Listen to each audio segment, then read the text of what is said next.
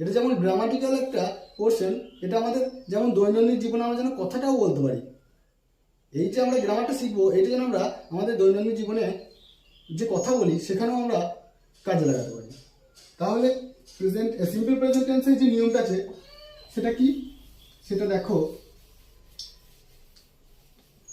প্রথমে সাবজেক্ট থাকবে, active voice. ভয়েসটা এবার দেখো না, তার আগে ভয়েসটা আমি বুঝিয়ে দিই যে ভয়েস এটা দুটো ভাগ, একটা হলো কি অ্যাক্টিভ আর একটা প্যাসিভ। ঠিক আছে, অ্যাক্টিভ একটা, প্যাসিভ একটা। অ্যাক্টিভ ভয়েস আর কি প্যাসিভ ভয়েস। এই ভয়েসকে কি বলে, বাংলায় বাচ্য বলে। ঠিক আছে, অ্যাক্টিভ ভয়েস মানে কি, অ্যাক্টিভ ভয়েস মানে কর্তৃবাচ্য, কি কর্তৃবাচ্য। আর প্যাসিভ ভয়েস মানে কি কর্মবাচ্য।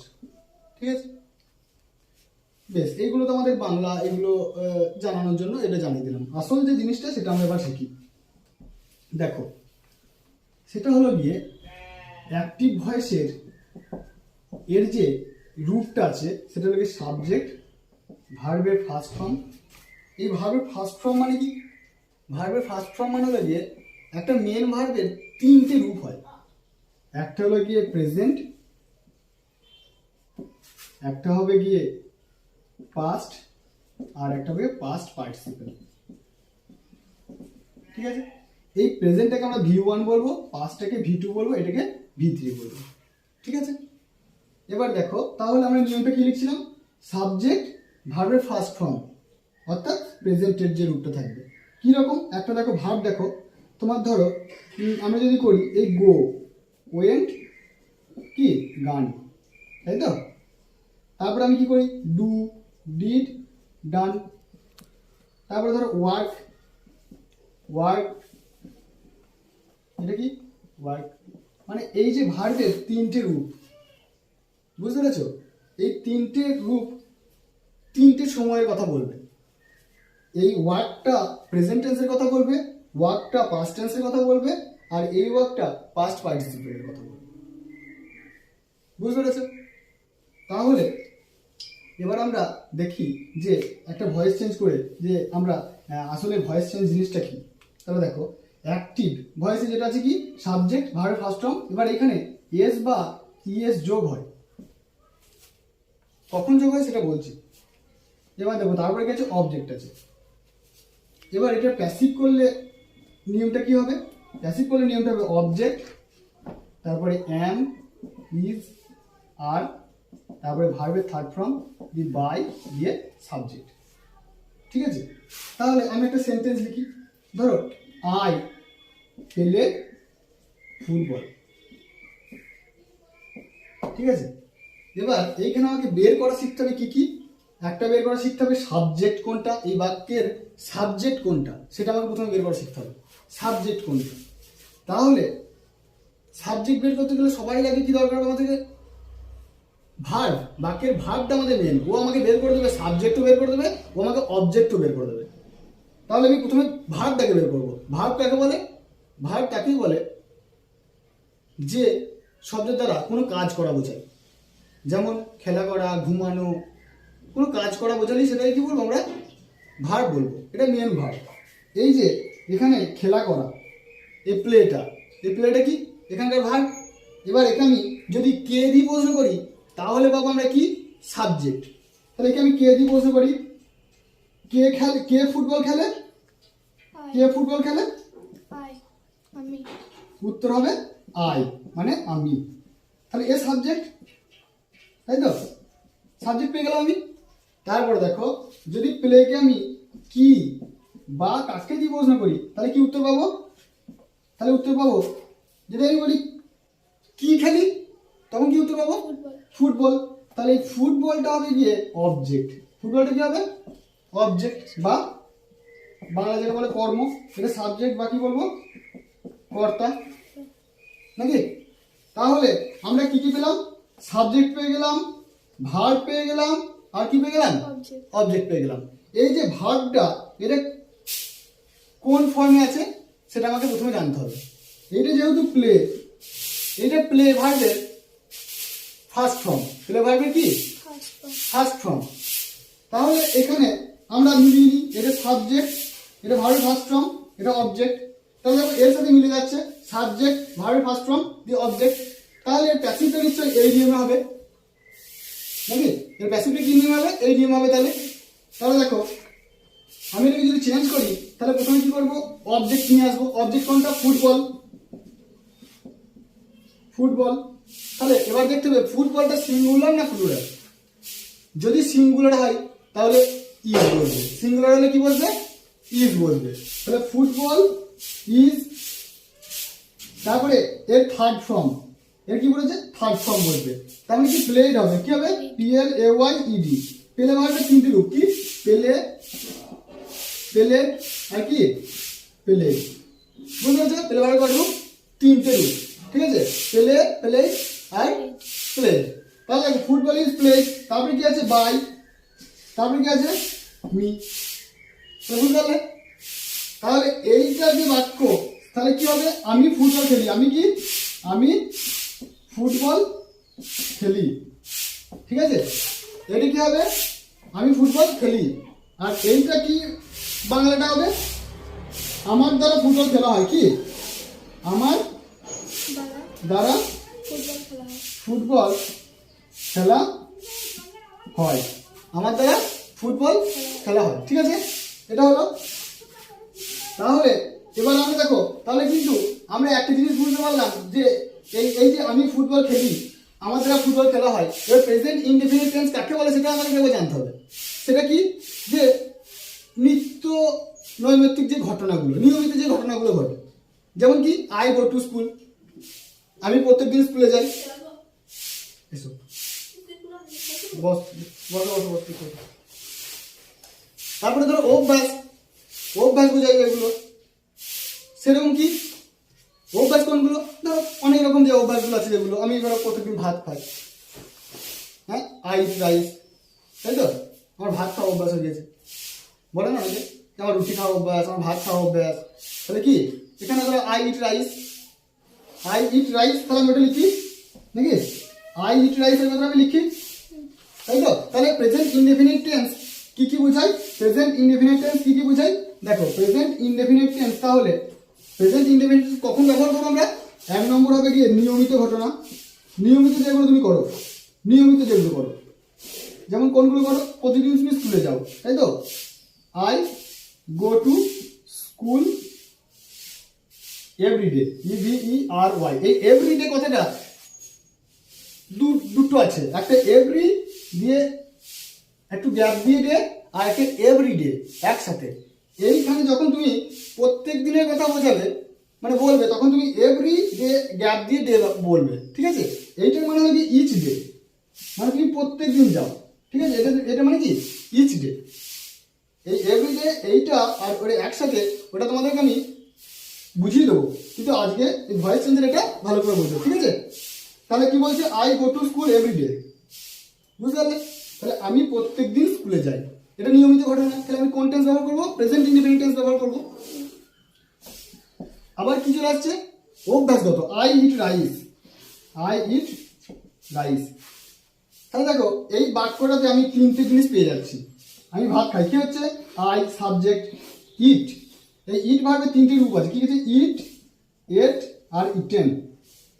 তাহলে এখানে কি আছে? ইট আছে, তাহলে ভার্বের ফার্স্ট ফর্ম হয়ে গেল। আর এখানে কি আছে? রাইস, এটা কি অবজেক্ট। এবার দেখো প্রশ্ন করো তুমি, তাহলেও পেয়ে যাবে যে ইট, কে খাই? আমি খাই। তাহলে এখানে কে দিয়ে প্রশ্ন করলে আই উত্তর হচ্ছে, তাহলে এটি কি হবে? সাবজেক্ট। সাবজেক্ট কি খাই?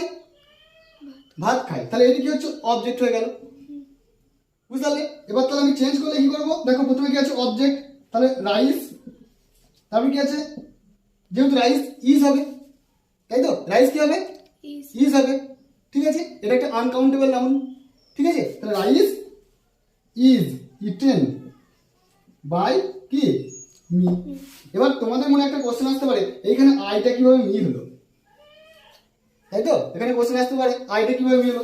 এইটার যে নিয়মটা সেটা তোমরা এখানে লিখে নাও, যে আইটা এখানে সাবজেক্টে থাকলে কি হবে আর অবজেক্টে গেলে কি হবে, ঠিক আছে? এটা সবাই লিখে নাও। আইটা হবে গিয়ে মি, তারপরে উইটা হবে গিয়ে আস, ইউটা হবে গিয়ে ইউ, ঠিক আছে? বসো। আর হি, হিটা হবে গিয়ে হিম, সিটা হবে গিয়ে হার, দেটা হবে দেম, ইটটা ইটই থাকবে। আর যদি কোনো নাম থাকে তাহলে সেই নামটাই বসে যাবে, কোনো পরিবর্তন হবে না। ঠিক আছে, তাহলে এইগুলো তোমরা লিখে নেবে। যখন সাবজেক্ট থেকে অবজেক্টে যাবে তখন আইটা নিয়ে হয়ে যাবে, যখন অবজেক্ট থেকে সাবজেক্ট আসবে তখন এরকম হয়ে যাবে। ঠিক আছে, উইটা আস হয়ে যাবে, আবার অবজেক্ট থেকে যখন আসটা সাবজেক্টের দিকে আসবে তখন উই হয়ে যাবে। এটা প্র্যাকটিস করতে করতে তোমাদের এটাও হয়ে যাবে। যখন প্র্যাকটিস করবে অনেক তখন এটা কি হয়ে যাবে, বুঝতে পেরেছো? প্র্যাকটিসগুলো করতে হবে। এবার দেখো আবার একটা ভয়েস চেঞ্জ আমি দিই তোমাদেরকে, তোমরা দেখো করতে পারবে। তারপরে চিরন্তন সত্য ঘটনার ক্ষেত্রেও কি হয় দেখো, তাহলে আর একটা ভয়েস চেঞ্জ দিই। তাহলে দেখো আমি যদি তোমাদেরকে দিই আই প্লে, এটা ফুটবল হলো, তাই তো? এবার হি, হ্যাঁ, rights a letter,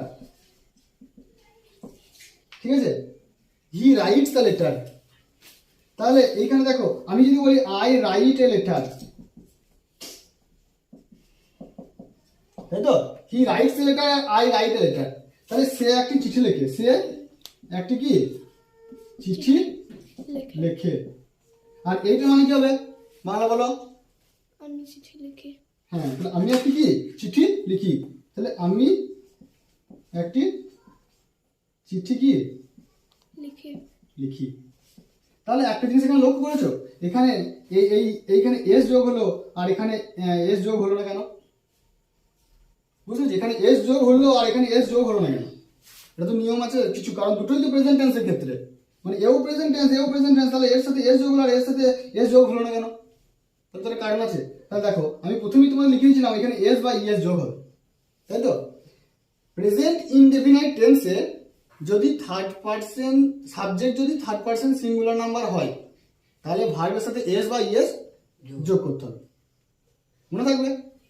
present indefinite টেন্সে সাবজেক্ট যদি থার্ড পারসন সিঙ্গুলার নাম্বার হয় তাহলে ভার্বের সাথে এস বা ইএস যোগ করতে হবে। এবার কখন এস কখন ইএস সেটার নিয়ম আছে, সেগুলো আমাদেরকে বুঝতে হবে যে কখন এস যোগ হবে। দেখো যখন থাকবে ধরো এস এস, যখন থাকবে এস এস, ঠিক আছে, বাক্যের মানে ওই শব্দটা শেষে যদি এস এস থাকে তাহলে যোগ করতে হবে ইএস, ঠিক আছে। যদি এস এইচ থাকে তাহলে কি যোগ করতে হবে? তাহলে যোগ করতে হবে তোমাকে ইএস যোগ করতে হবে। যদি সি এইচ থাকে তাহলে ইএস যোগ করতে হবে, ঠিক আছে। যদি ধরো এক্স থাকে তাহলে ইএস যোগ করতে হবে, আর যদি ও থাকে তাহলে ইএস যোগ করতে হবে। এই এই এই কটা থাকলেই তোমার কি করতে হবে? ইএস যোগ করতে হবে। যেমন তোমার যদি ধরো এটা এইখানে যদি তোমার ধরো অ্যাস থাকে, এ এস এস অ্যাস, তাহলে ইএস যোগ হবে অ্যাসেস, ঠিক আছে। যদি ধরো তোমার এখানে ওয়াস থাকে, ডব্লিউ এ এস এইচ, কিন্তু এই অ্যাসটা তো আর তোমার ভার্ব নয়, অ্যাসটা তো নাউন, তাহলে কি ধরো পাস, এই pass P A S S, পাসটা ভার্ব, তাহলে পাসের সাথে P A S S es, পাসে এস হয়ে যাবে। এইখানে সি এইচ আছে, এই সি এইচ দিয়ে একটা ধরো আমি যদি শব্দ যেটা ভার্ব হবে সেটা বলি, তাহলে টিচ হবে, টি ই এস সি এইচ, তারপরে ইএস টিচেস, তাহলে ভার্ব প্লাস ইএস, ওয়াস প্লাস ইএস, মানে মেন ভার্ব প্লাস ইএস। তারপরে দেখো এইটা তো হবে না, তাহলে পাস প্লাস ইএস, পাসেস, তাই তো। এবার ধরো আরো যদি আমি কিছু বলি ফিক্স, এই fix F I X fix, তাহলে এটি কি হবে? Fixes, F I X E. তারপরে ধরো ও আছে, তাহলে কি হবে? গো হবে, গোটা কি হবে? গোজ হয়ে যাবে, বুঝতে পারলে? তাহলে এই এত কিছু নিয়ম আমাদের আছে, সেগুলো কি করতে হবে আমাদেরকে এই প্রেজেন্ট ইনডেফিনিট টেন্সে মনে রাখতে হবে, যেগুলো তাহলে আমাদের কি নির্ভুলভাবে ভয়েস চেঞ্জ করতে পারবো, নির্ভুলভাবে আমরা ট্রান্সলেশন করতে পারবো। হ্যাঁ, সেটা ইংরেজি থেকে বাংলা হোক, বাংলা থেকে ইংরেজি হোক, আমরা ট্রান্সলেশনটা কি নির্ভুলভাবে করতে পারবো, বুঝতে পারলে? তাহলে আমরা যেখানে ছিলাম সেটা কি ভয়েস চেঞ্জে, সেই ভয়েস চেঞ্জ এবার দেখি কি এখানে। তাহলে হি রাইটস এ লেটার আর আই রাইট এ লেটারের পার্থক্যটা বুঝতে পারলে কেন হলো? কারণ এইটা হলো গিয়ে যদি যখনই তোমার থার্ড পারসন সিঙ্গুলার নাম্বার হবে, থার্ড পারসন সিঙ্গুলার নাম্বার কোনগুলো? সেইগুলো হবে কি হি, সি, তারপরে ইট, আর কি অন্যান্য যে সিঙ্গুলার নাউনগুলো আছে, যেমন ধরো কোনো নাম হতে পারে সেটা, হ্যাঁ, তারপরে বয়, এইগুলো কি বয়, এ বয় ধরো, গাল, এ গাল, এগুলো কি সিঙ্গুলার নাউন। তাহলে এইগুলোর পরে কি বসবে? এইগুলোর পরে বসবে তোমার যদি এইগুলোর পরে যদি ভার্ব থাকে তাহলে তার সাথে প্রেজেন্ট ইনডেফিনিট টেন্সে এস বাই এস যোগ করতে হবে ভার্বের সাথে, বুঝতে পেরেছো? আর বাকি ক্ষেত্রে এস বাই এস যোগ করতে হবে না, ঠিক আছে? তাহলে এই কোটা মনে রাখবে, এই কোটা খুব গুরুত্বপূর্ণ। থার্ড পারসন সিঙ্গুলার নাম্বারটা, থার্ড পারসন সিঙ্গুলার নাম্বার কি কি? হি, সি, ইট, কোনো নাম ধরো হচ্ছে, মানে যে কোনো সিঙ্গুলার নাউন হলেই সেটা কি থার্ড পারসন সিঙ্গুলার নাম্বারে পড়ে যাবে, বুঝতে পেরেছো? বেশ, দেখো তাহলে এবার এখানে কি বলছে? I write a letter.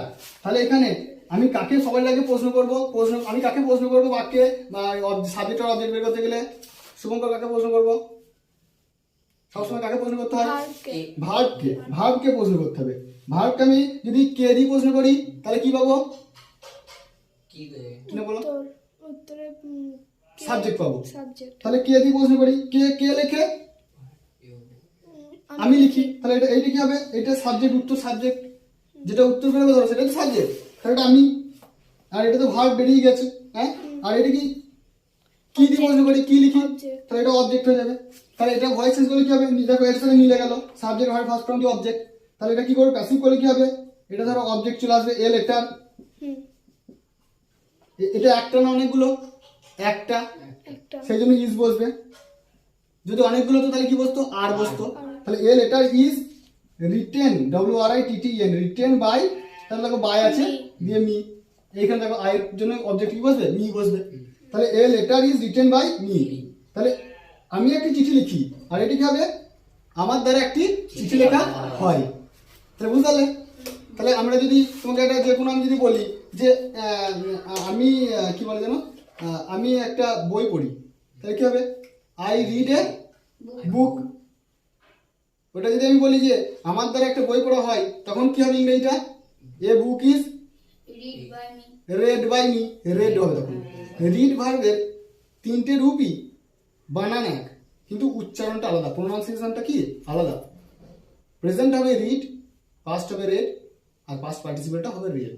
তাহলে রিড, রেড, রেড, বুঝতে পেরেছো? তাহলে এই হলো গিয়ে ভয়েস চেঞ্জ।